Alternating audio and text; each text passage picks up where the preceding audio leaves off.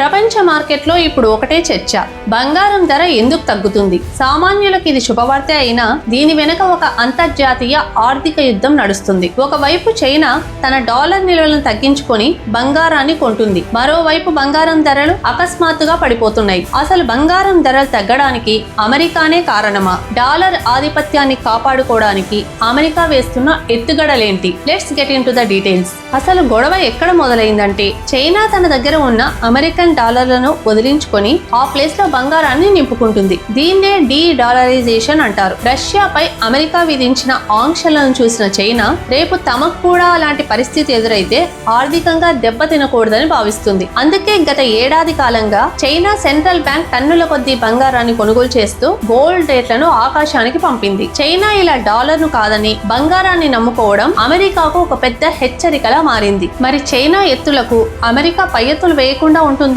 ఇక్కడే అమెరికా తన federal reserve వడ్డీ రేట్ల అస్త్రాన్ని ప్రయోగిస్తుంది. సింపుల్ గా చెప్పాలంటే, అమెరికాలో వడ్డీ రేట్లు పెరిగితే ప్రపంచ వ్యాప్తంగా ఉన్న ఇన్వెస్టర్లకు బంగారం మీద పెట్టుబడి పెట్టడం కంటే అమెరికా బ్యాంకులు లేదా బాండ్లలో డబ్బు దాచుకోవడం వల్ల ఎక్కువ లాభం వస్తుంది. ఎందుకంటే బంగారం మీద వడ్డీ రాదు, కానీ అమెరికా వడ్డీ రేట్లు పెంచితే అక్కడ డాలర్ల రూపంలో లాభాలు వస్తాయి. దీంతో అందరూ బంగారాన్ని నమ్మేసి డాలర్ల వైపు మల్లుతారు. ఇలా బంగారం అమ్మకాలు పెరగడం వల్ల మార్కెట్ లో గోల్డ్ రేట్లు పడిపోతున్నాయి. అమెరికా ట్రెజరీ సెక్రటరీ కూడా మార్కెట్ అస్థిరతకు చైనా ట్రేడర్ల ధోరణే కారణమని వ్యాఖ్యానించడం గమనార్హం. అధికారికంగా అమెరికా ధరలను తగ్గిస్తుందనే ఆధారాలు లేకపోయినా మార్కెట్ నిపుణులు మాత్రం అమెరికా నిర్ణయాలే బంగారం పతనానికి కారణమని విశ్లేషిస్తున్నారు. వడ్డీ రేట్లు తగ్గించకుండా అలాగే ఉంచడం వల్ల ఇన్వెస్టర్లు గోల్డ్ వదిలించుకుంటున్నారు. దీనివల్ల చైనా ఎంత కొంటున్నా గ్లోబల్ మార్కెట్ లో బంగారం ధరలు మాత్రం దిగొస్తున్నాయి. ఇది ఒక రకంగా చైనా కొనుగోళ్లకు అమెరికా ఇస్తున్న సైలెంట్ కౌంటర్ అని చెప్పొచ్చు. ఇది కేవలం బంగారం ధరల హెచ్చుతగ్గులు మాత్రమే కాదు, ప్రపంచంలో